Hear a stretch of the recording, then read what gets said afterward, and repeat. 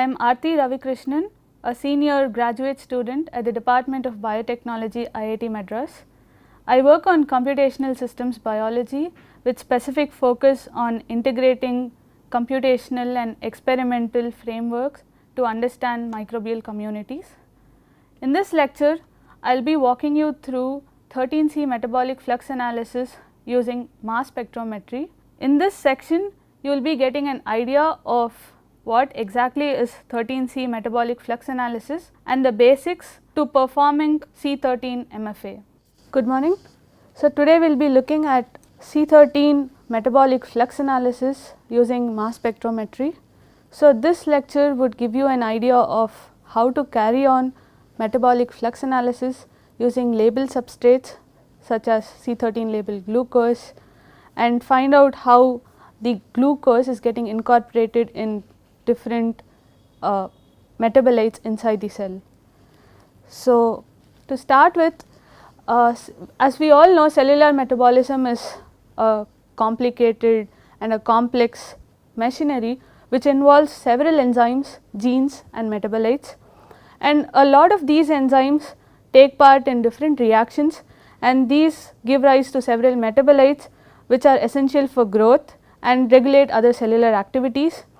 And the cells have evolved different pathways under to basically metabolize different carbon sources under different environments, and to understand these we need to untangle multiple pathways and see how this carbon gets incorporated into the biomass to see how the cell actually survives. So, there are two different broadly classified techniques to understand these pathways. So, first one is computational and the second one is experimental.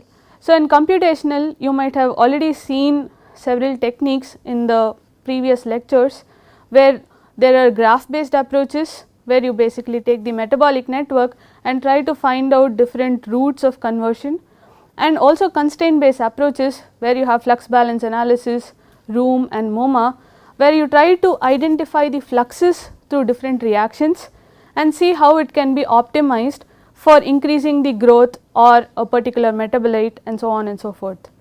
Whereas in experimental, there are multiple techniques to understand these pathways, something like metabolic control analysis, where you have a smaller pathway and you take only the few enzymes which are involved in that particular pathway and try to calculate their kinetic coefficients, and also C13 metabolic flux analysis where you trace how the substrate gets incorporated into the biomass and also take the understand the pathways in which this substrate gets incorporated. So, in this lecture we will be looking more about the C13 metabolic flux analysis and the methodologies involved, and also how to calculate the fluxes from the experiment that we carried on. So, before we go into calculating fluxes, we should first understand why should we calculate fluxes. So, what is the importance of fluxes when you take a cellular metabolism? So, these fluxes are an emergent property of a metabolic network, and also they help you understand the metabolic regulation that happens inside the cell, say under different environmental conditions. For instance, you give glucose to the cell, you give xylose to the cell, you do not know how the cell acts to this particular carbon source. So, if you understand and calculate the fluxes, you would be able to say that okay, this is the pathway that is being involved in metabolizing this substrate and so on. So, this is basically to determine the in vivo activity of a pathway and to understand the metabolic regulation, and as I already said, it is an emergent property of the metabolic network. And also these fluxes are essential to optimize pathways in metabolic engineering. So, in metabolic engineering the goal of a particular process is to overproduce a product. Say for example, you want to overproduce lycopene, you might want to understand what are the pathways which are involved in the production of lycopene and thereby see how to overexpress the genes which are involved in that pathway to produce more of your product. And for that you need to understand the fluxes. So, it is to optimize the pathway, and also in several diseases there are metabolic changes which happen, something like diabetes mellitus, where there are metabolic changes, and you might want to understand how to regulate these in terms of the metabolism, and so again you might want to understand the fluxes. So again, to identify the disease states.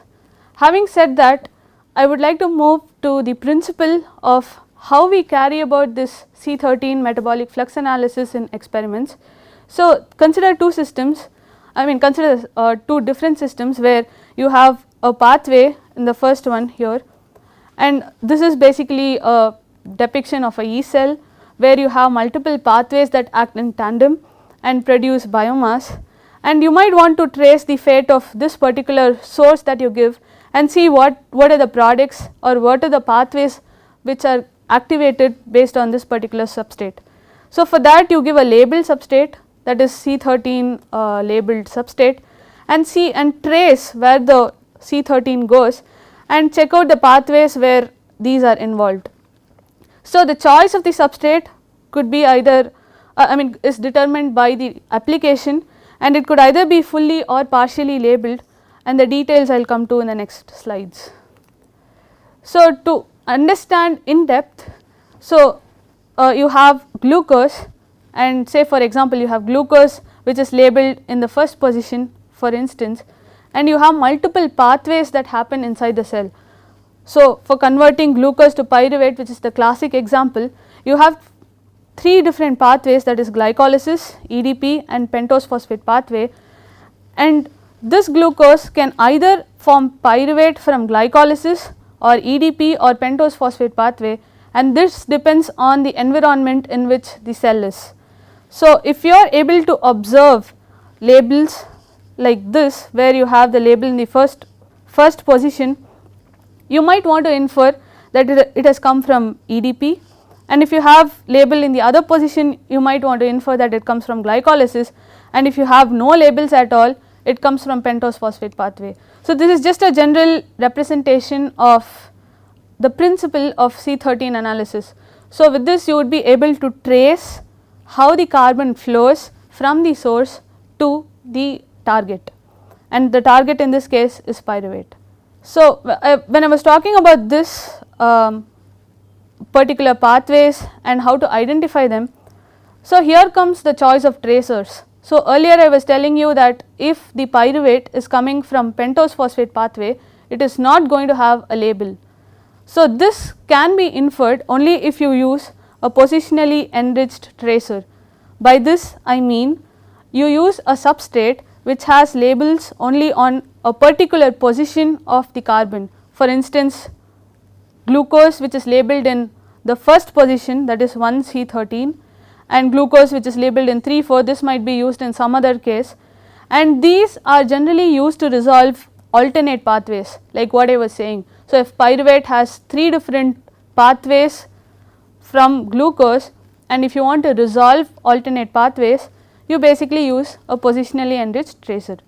Whereas when you want to monitor the activity of different enzymes, like say which basically form or shuffle bonds, carbon-carbon bonds, you might want to use uniformly labeled substrates, and this uniformly labeled substrate is generally used in a mixture of 20:80, where you have 20% of uniformly labeled substrate and 80% of non-uniformly labeled substrate, simply because these tracer experiments are really expensive.